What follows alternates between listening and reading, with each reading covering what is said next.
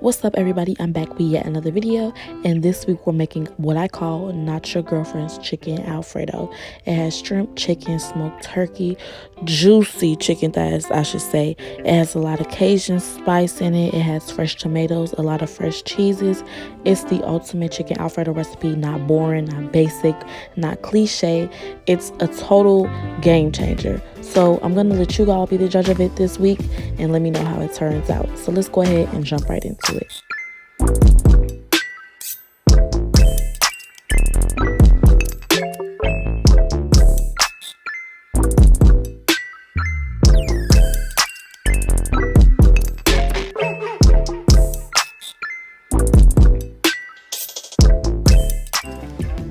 Alright, so the ingredients and the full recipe will be in the description box down below, so make sure you check that out. All I'm doing is about to start seasoning my meat that's going into the Alfredo. So my go-to is using Blackened seasoning, which will get it a nice little crust on the chicken. I'm using chicken tenderloins and chicken thighs as well.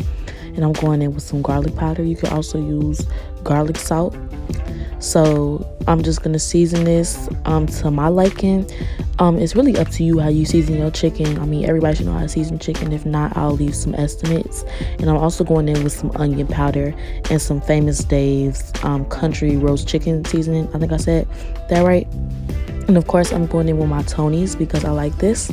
It's great on everything, as the bottle says, so make sure you add that. Or you can use whatever seasoning of your choice that you would like to use. And then I'm going to use a peppercorn medley. I'm just going to freshly grate that over the chicken. It'll give it a nice flavor. You can use ground black pepper if you like, but I feel like freshly grated peppercorns are really good. And yes, I'm going in old school style with just my hands. I ain't got no gloves on. I'm trying to preserve my gloves because we are still in a pandemic, so I don't want to waste them. And I'm just going to go in and give the chicken a nice massage, get those flavors to, get to know each other and get all over the chicken.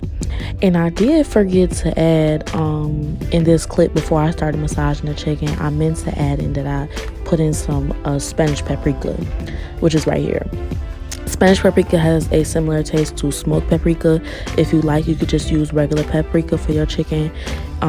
It's up to you. It's totally up to you. This dish is totally customizable. I just like Spanish paprika and smoked paprika when I'm cooking my dishes. And like I say, you're just gonna massage that, get everything to know each other, and then we're gonna move on to the shrimp. So as you can see, I am using raw shrimp. Raw shrimp looks gray and translucent like this. A lot of people use already cooked shrimp, and you're not supposed to do that. And you're also supposed to clean your shrimp as well.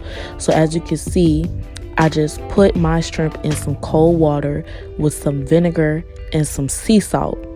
And I'm just swirling that around, and I'm going to let that sit in the cold water and salt and vinegar mix for about 5 minutes to get all that funk off. And as you can see, look at this murky and nasty seawater. And now we're going to season it with Tony's, of course, which is the star of today's dish. You don't want to put too much seasoning on each of the meat because we are still going to season the sauce. So make sure you're having balance. I'm just using Blackened seasoning, Tony's. I'm going to use some garlic powder and some onion powder. Like I said, you could use garlic salt. You could use minced onion. Whatever you season your shrimp with, it's up to you. Just make sure it's not too salty. Just eyeball your stuff. And then to give it a nice fresh taste, I'm going to use some fresh minced garlic. I didn't have time to make my fingers stink by chopping it myself. And then I'm just going to go ahead and mix that in with a little bit more Cajun seasoning. And as you can see, I have some smoked turkey sausage. You could use authentic pork andouille sausage if you would like, but I don't eat pork like that. I'm trying to cut down on that, so I'm going to use some smoked turkey sausage, which works perfectly fine. You could also use chicken sausage or like a plant-based sausage. It's up to you, whichever sausage you prefer. Polska sausage, kielbasa can also work as well. That's up to you. And I'm just going to slice those into little medallions. And as you can see, I have some salted water. I did not add any oil to my pasta water because oil is going to make your noodles slippery and the sauce is not going to stick to the noodles if you put oil in your pasta water. So just add a little salt. What the salt does is bring the water up to a boiling temperature quicker than if you did not use the salt. And I don't like linguine in my Alfredo, so I'm going to use fettuccine. I like my noodles to be a little bit thicker. And I'm using the Barilla brand, or Barilla.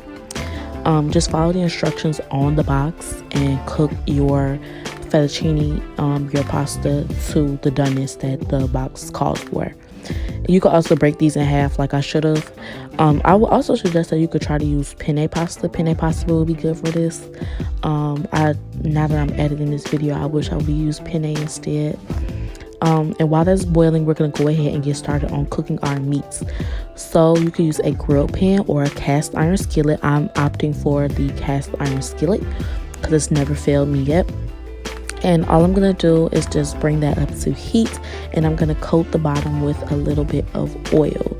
The oil I'm deciding to use is extra virgin olive oil because it has a high smoke point, and we don't want to burn any of our meats. We don't want the dish to look burnt and black and nasty. We want it to be colorful. And I'm just going to swirl it around to cover the bottom evenly with a wooden spoon, as you can see. And we're just going to bring that up to temperature.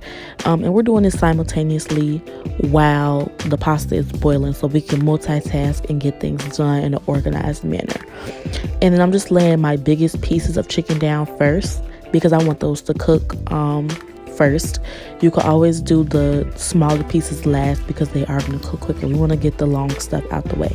So as you can see, I'm just laying my chicken thighs down, and then I'm going to follow suit with the smaller pieces of chicken tenderloin. And look how flavorful that is. Like I just have my stove on medium high heat, and then I'm gonna, as it comes up to temperature, I'm gonna move the heat down to about 3. So depending on your stove, you just want to keep it on medium high heat. I know a lot of people don't have numbers on their stove thing, but as you can see, I just have it on medium heat. You don't want it on high heat because then it's gonna cook the skin faster and make the skin like a burnt look. We want to do it like not low and slow, but we want to do it at a moderate temperature so it could cook thoroughly, cook evenly, and still have a nice crust on the outside. So I'm just laying my chicken evenly in the pan is all I'm doing. You don't want to overcrowd it. You still want to have room for your chicken so it can breathe. And as you can see, I'm just flipping it over with a fork because I'm procrastinating on buying tongs, and I'm just flipping those over, making sure they have the color that I'm going for, which is this beautiful like golden brown color on it.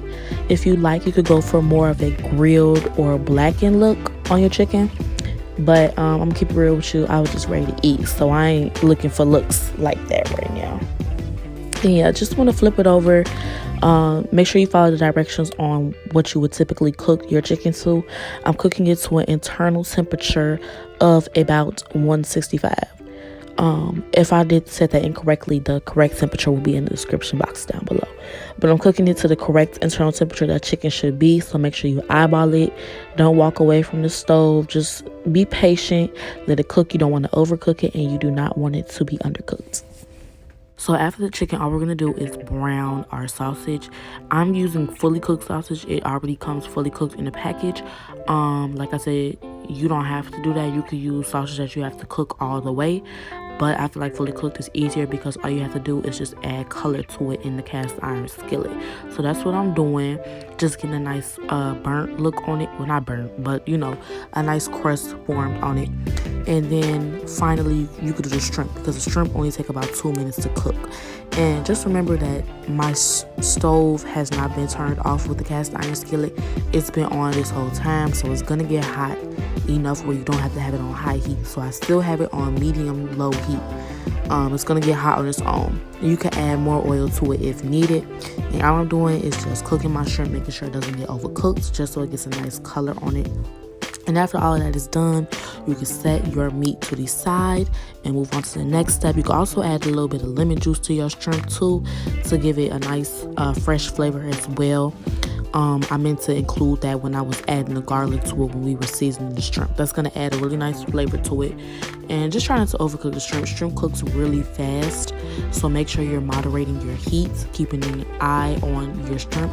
You can literally turn it over like 1 minute on each side. Once it's pink throughout and it's no longer gray, that's how you know the shrimp is cooked. And please make sure you're not using a shrimp that's already fully cooked, because then you're going to have tough or rubbery shrimp in your pasta. And we're just looking for a nice color on it, like this one that I'm turning over right now, just like that. Just get a nice color on it. We want it to look restaurant quality. We don't want any rubbery gym shoe texture shrimp. We want something that's giving us reminiscent of an Italian fare, Italian restaurant. Now you can see my cast iron is beat up, but that has all the flavor in it. I'm just going to add a little bit of unsalted butter. We don't need salted butter because salted butter is going to make it even more salty. We're going to season the sauce, so don't worry about it. There's plenty of flavor in that pot, as you can see. And I'm going to go in with some extra virgin olive oil, just a little drizzle of it. I'm just going to add that to my half stick of butter. With some minced garlic, I'm going to add about a tablespoon or half a tablespoon. It depends on how much garlic flavor that you like. And once we add the garlic, you just want to keep an eye on it. You don't want the garlic to burn. You don't want it to, scald the garlic. You want to just stir it and make it aromatic. You want it just to get a nice flavor, because it's going to incorporate into the sauce and start as the foundation of our sauce. So all we're doing is just pretty much just watching this and stirring it. With the Alfredo sauce, you can now turn the stove down to low. You don't need it all the way high. You need it to the lowest setting that it could go, because we do not want the sauce to break.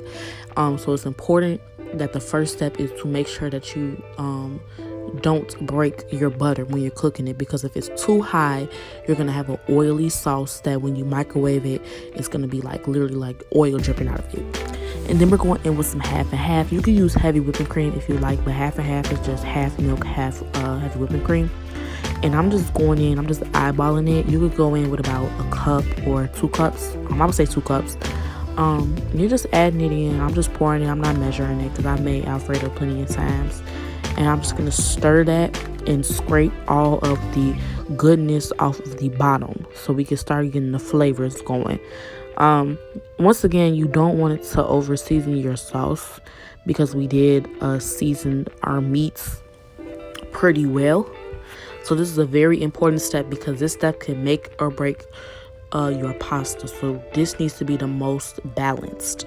And then all I did was take half of some softened cream cheese and just sliced it up into little small pieces, so I could whisk that together. I used some Philadelphia cream cheese. You can use whatever brand cream cheese you like, but I love Philadelphia cream cheese.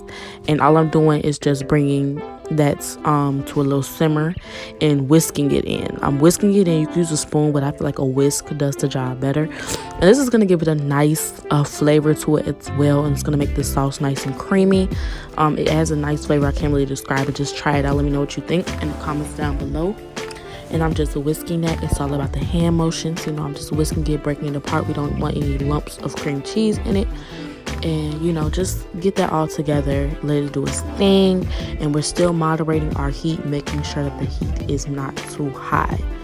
And now we're going to go in with our cheeses. I have some grated Parmesan cheese. This is pretty expensive, so if you got some of the grated Parmesan cheese that come in the green bottle, you could go ahead and use that. It ain't no difference. But just use grated Parmesan cheese. As you can see, it's finely grated, not the shreds. And I'm gonna go in with about a cup of that, or about half a cup. It depends how cheesy you like it.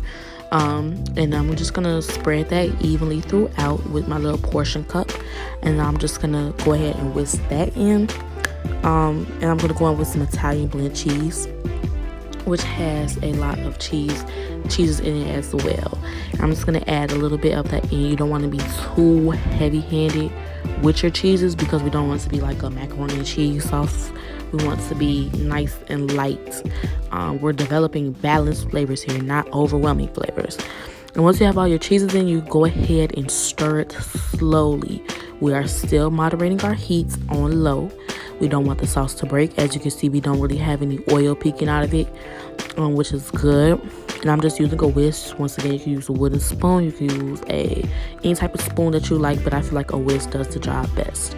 And then after I rinse my noodles, once they're finished cooking, I'm going to add in the chicken that I chopped up into bite-sized pieces.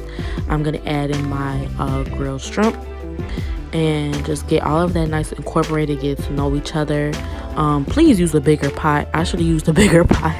I don't know why I cooked it in the same pot, which was too small. And I'm just gonna add in my sausage as well and just mix that all together.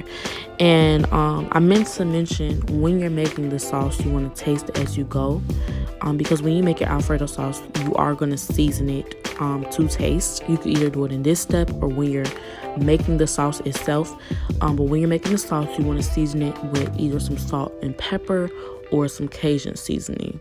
And I'm just stirring that all around. This step, you can also taste to see if it needs more seasoning as well. Add some fresh cracked pepper, add some more Tonys. It's up to you. And now we're just plating.